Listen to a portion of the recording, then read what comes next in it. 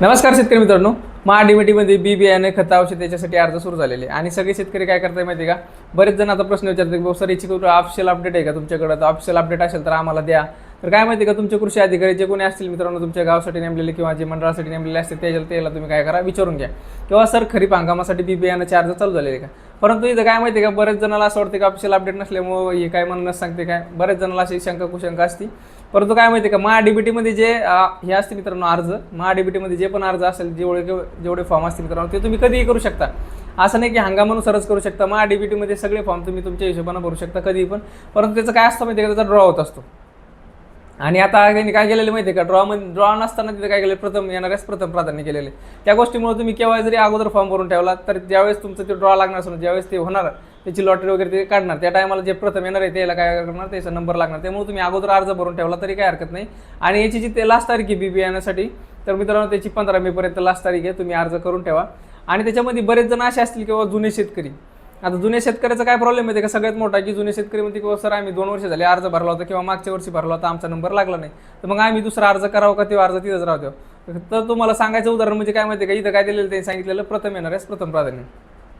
आता जर तुम्ही एका लाईनीमध्ये उभा आहे आणि त्या लाईनीमध्ये ती संपत आता आलेली आहे आणि तुम्ही त्या डोअरपर्यंत गेले, डोअरपासून थोडेसे दूर अंतरावर समजा, आणि तुम्ही काय केलं समजा तिथून त्या लाईनीमधून बाहेर निघले आणि परत एकदा जाऊन उभा मागच्या माणसाच्या मागे जाऊन उभा राहिले, तुमचा नंबर काय होणार आहे, उशिरात लागणार आहे. त्या गोष्टीमुळे तुम्ही काय करायचं माहिती आहे का, तुमचा फॉर्म जसा आहे तसा राहू द्या.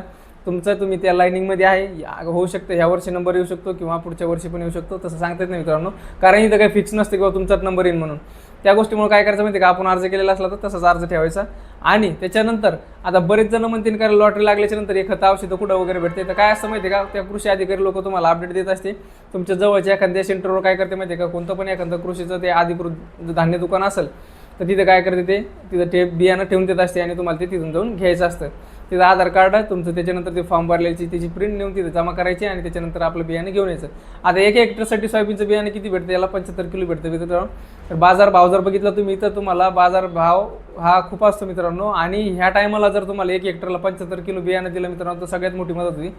आणि ते बियाणं सुद्धा एकदम चांगलं असतं मित्रांनो बाकीच्या बियाणापेक्षा. त्यामुळे काय करा माहिती आहे का, या गोष्टीचा लाभ घेण्यासाठी लवकरात लवकर अर्ज करून घ्या. आणि जर तुम्हाला अर्ज करताना काही प्रॉब्लेम आला मित्रांनो तर नक्कीच कमेंटमध्ये मला तुम्ही काय करा माहिती आहे का, तुमची जी काही प्रॉब्लेम आला असेल ते कमेंट करा, मी तुम्हाला नक्कीच उत्तर द्यायचा प्रयत्न करेन मित्रांनो. त्याच्यानंतर आता तुम्ही म्हणता हे फॉर्म भरायचं कसं नेमकं मित्रांनो, तुम्ही तुमच्या मोबाईलवर MahaDBT farmer log in search करा, त्याच्यामध्ये तुमचा पहिले फार्मर हे टाका.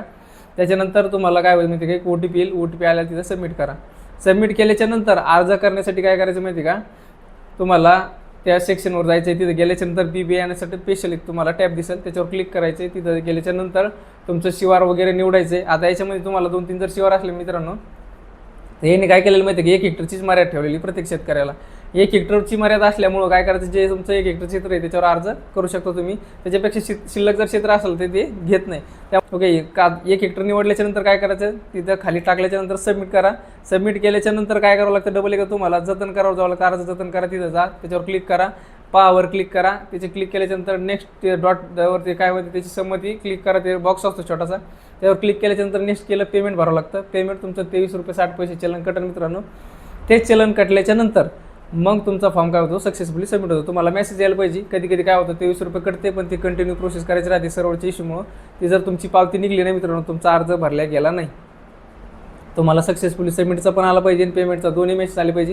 बऱ्याच जणांचं काय होतं माहिती आहे का, पेमेंट करतं त्याला वाटतं अर्ज झाला, तर अर्ज होत नाही, कधी पेमेंट स्टॉप असतं आणि त्याला परत एकदा ते प्रलंबित पेमेंट आहे का तिथं जाऊन चेक करायचं. तर प्रलंबित असेल तर त्याला कंटिन्यू करून काय करायचं, तुमचं पावती काढून घ्यायची मित्रांनो. याच्यामुळे काय होतं माहिती आहे का, तुमचं कधी नंबर लागण्यापासून तुम्ही वंचित राहता. त्यामुळे काय करायचं, पेमेंट एकदा झालं की नाही ते कन्फर्म करायचं आणि तिथं दाखवतं की नाही. तुमच्या मोबाईलवरून तर कटलं परंतु त्या पोर्टलला शो होतं की नाही ते पण बघायचं. त्या गोष्टीमुळे पण बऱ्याच शेतकऱ्याचं काय होतं माहिती आहे का, नंबर लागत नाही मित्रांनो. जर समजा तुम्हाला हे सांगून कळलं नसेल, व्हिडिओ पाहिजे असेल तर कमेंटमध्ये व्हिडिओ टाईप करून टाका, मी तुम्हाला नक्कीच व्हिडिओ प्रोव्हाइड करेन मित्रांनो. आणि माहिती जर आवडली असेल तर लाईक, शेअर आणि सबस्क्राईब करायला विसरू नका. धन्यवाद.